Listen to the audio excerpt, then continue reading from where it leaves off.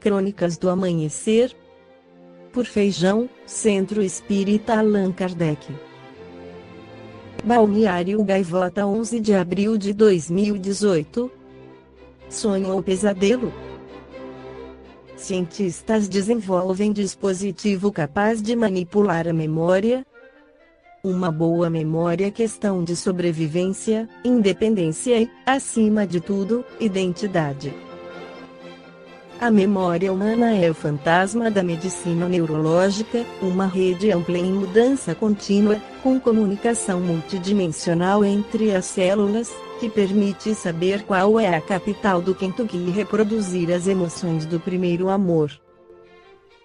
A notícia divulgada na última semana de que os cientistas desenvolveram um implante cerebral que pode aumentar a memória ou uma prótese cognitiva, no jargão médico pode ser espantosa até mesmo para os céticos. Certamente, os desenvolvedores de aplicativos já estão pensando em outro conjunto de exercícios para o cérebro, tendo em conta essa novidade da medicina. E os roteiristas que criam personagens assassinos com amnésia terão algum apoio na realidade quando tentarem vender suas histórias. Os cientistas estão conversando sobre a comercialização da tecnologia, e as pessoas que sofrem perdas severas de memória, e suas famílias, provavelmente têm alguma esperança, por menor que seja. Essas coisas levam tempo, e há muitas incertezas. Mas para a turma do 40 são os novos 30 e os mais velhos, a notícia de um avanço da memória cai em uma categoria diferente. O que realmente significa os cientistas entenderem a biologia da memória a ponto de manipulá-la? Qual reação é apropriada dos futuristas ou a dos ranzinzas? A única resposta nesse momento é as duas. Os desenvolvedores do novo implante, liderados por cientistas da Universidade Thomas Jefferson e da Estadual da Pensilvânia, se basearam em décadas de decodificação de sinais do cérebro, usando as mais avançadas técnicas de aprendizado de máquina, um subcampo da inteligência artificial. O implante é constituído de uma gama de eletrodos profundamente inseridos no cérebro que monitora a atividade elétrica e, como um marca-passo, envia um impulso elétrico apenas quando necessário, quando o cérebro fica lento ao tentar armazenar novas informações. Quando o cérebro está funcionando bem, o aparato não faz nada. É o que afirma Michael Kahana, professor de psicologia na Universidade da Pensilvânia e principal autor do estudo. Se esse sistema, quando for refinado, conseguir ajudar pessoas com deficiências extremas, poderá melhorar significativamente suas vidas, assim esperam as seguradoras. Um idoso com demência grave poderia ter mais anos de independência. Um veterano de guerra com trauma cerebral pode voltar a ter um cérebro assertivo suficiente para encontrar um trabalho decente ou construir uma carreira. Para todos os outros, a descoberta central por trás do dispositivo que pode melhorar um cérebro mais lento já é bem familiar. Os humanos têm feito isso deliberadamente, e desde sempre com cafeína, nicotina, medicamentos como Ritalina, ou de forma mais saudável, com uma corrida intensa no parque. Há boas evidências de que coisas como a nicotina e exercícios aeróbicos podem melhorar aspectos da atenção. Um estímulo pode ativar alguns dos mesmos sistemas, só que de maneira mais direta e precisa, disse Zachi Ambrick, professor de psicologia na Universidade Estadual de Michigan. Uma habilidade que as pessoas com memória extraordinária têm em comum é o que chamamos de atenção seletiva, ou controle de atenção. Um jeito comum de medi-la é o teste Stroop, no qual as pessoas veem palavras exibidas em um flash e têm que dizer qual a cor em que apareceram. A resposta é quase instantânea quando a cor e a palavra são a mesma, azul aparecendo em azul, mas mais lenta quando não combinam, como azul escrito em vermelho. Homens e mulheres que disputam competições de memória têm alta pontuação nesses testes até por volta dos 30 anos, quando a capacidade começa a decair. Tal habilidade é, em parte, hereditária, mas psicólogos afirmam que quase todo mundo pode aumentar a capacidade inata usando as mesmas técnicas dos campeões de memória, organizar mentalmente novos nomes, fatos ou palavras em um ambiente muito familiar, como no metrô ou no quarto onde passaram a infância. Em um estudo contínuo, pesquisadores da Universidade de Washington, em St. Louis, treinaram um grupo voluntário formado por 50 idosos para que memorizassem uma lista de palavras usando imagens de locais, o chamado Palácio da Memória. Uma mulher nos seus 60 anos chegou a lembrar de mais de 100 palavras na ordem correta, disse David Balota, que colaborou com o estudo. Outros se saíram bem, lembrando-se de mais de 50 ou 60 palavras. E tudo sem cirurgia ou Ritalina. Mas havia um truque. Aquela habilidade não se refletia em nenhum melhoramento da cognição geral, como concentração, velocidade de processamento ou armazenamento de novas informações sem uso da técnica, disse Balota. Resumindo, aumentar a capacidade de memorizar listas ou fatos, seja com o uso de um implante elétrico no cérebro ou com um treinamento baseado em imagens, pode não significar nada na qualidade de vida das pessoas cuja memória funciona normalmente. São nas perdas graves que a equação muda. Um aparelho que corrige em parte os danos pode manter detalhes cruciais registrados firmemente na memória, quem chamar em caso de emergência, como usar o telefone, e até se movimentar pelo banheiro. Por enquanto, é aí que um implante no cérebro é mais relevante. Nos próximos anos, os cientistas devem fazer dessa nova tecnologia uma forma de recuperar a memória, ao invés de ser apenas uma ajuda no armazenamento.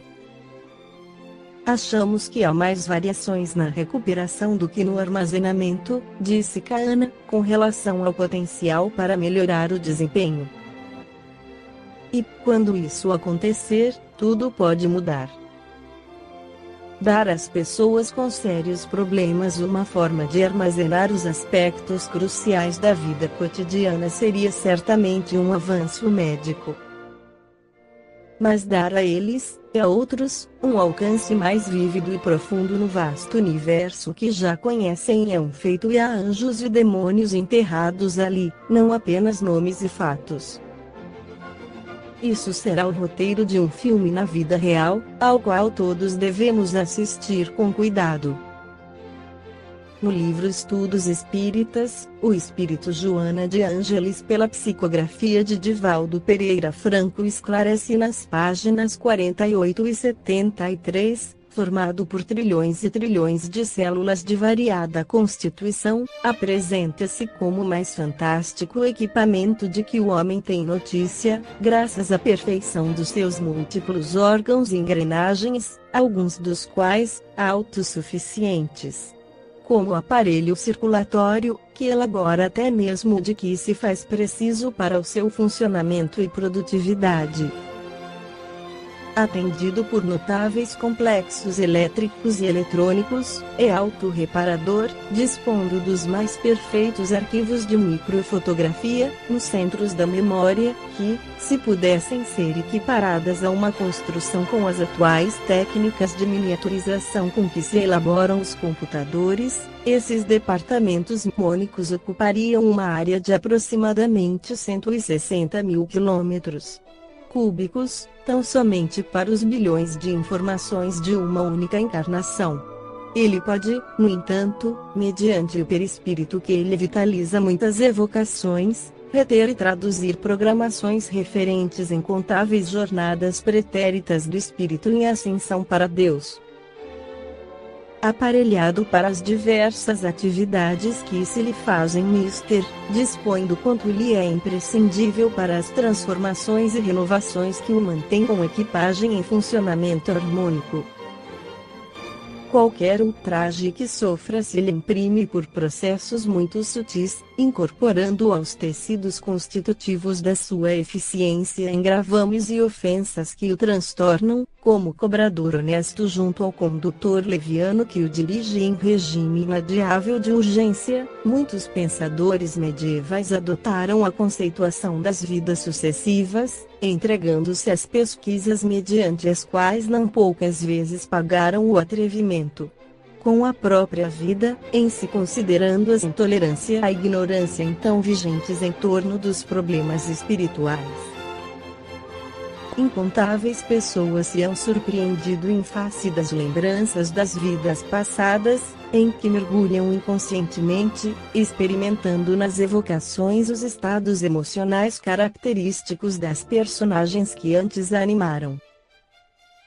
Da sistemática recordação, com os sucessivos mergulhos nas lembranças do passado, muitos têm sido vítima de distonias de vária ordem, perturbando-se, sem conseguirem estabelecer os limites entre os fatos de uma e de outra existência do passado, que retorna vigorosa, e a do presente, que se vai submetendo ao impositivo da outra.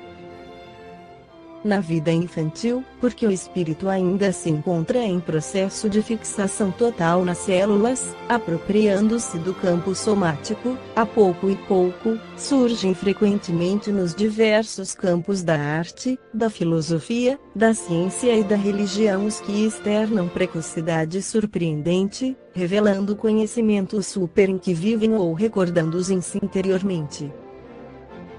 A memória da aprendizagem e dos fatos não se perde nunca, pois que esta não é patrimônio das células cerebrais, que as traduzem, estando incorporada ao perispírito, que a fixa, acumulando as experiências das múltiplas existências, mediante as quais o espírito evolui, nas diversas faixas que se lhe fazem necessárias. Crianças houve que foram capazes de se expressar corretamente em diversos idiomas, desde os 2 anos de idade, sem os terem aprendido. Incontáveis crianças também revelaram pendor musical, compondo e interpretando peças clássicas antes que pudessem segurar um violino, ou dispor de mobilidade para uma oitava no teclado de um piano. Assim também, matemáticos, astrônomos, físicos modernos evocam da última reencarnação quanto aprenderam e agora retornam a ampliar, ainda mais, as suas aquisições para serem aplicadas a serviço da humanidade. No passado, Jean Baratier, que desencarnou com a idade de 19 anos, vítima de cansaço cerebral, falava corretamente diversos idiomas, escreveu um dicionário, com larga complexidade etimológica. William Hamilton, com apenas 3 anos estudou o hebraico. Mais tarde, aos 12 anos, conhecia 12 idiomas que falava corretamente. Outros, como no caso de Jacques Criston, que conseguia discutir utilizando-se do latim, grego, árabe, hebraico, sobre as mais diversas questões com tranquilidade fizeram-se célebres. Henri Dieneck, com 2 anos, expressava-se em 3 línguas, volumosa é a literatura sobre o assunto, não somente na xenoglossia como em diversos ramos do conhecimento. As evocações das vidas passadas independem da idade em que podem ocorrer. Naturalmente que na primeira infância são mais repetidas as lembranças da reencarnação anterior, pela facilidade com que o espírito, não totalmente interpenetrado pelas células físicas, conserva a memória das ocorrências guardadas. No presente, as experiências de regressão de memória, pela hipnologia, vêm trazendo larga e valiosa contribuição ao estudo da reencarnação, pelas largas possibilidades de comprovação de que se podem dispor, ampliando grandemente o campo das observações e provas. Esta foi a crônica do amanhecer de 11 de abril, por Feijão.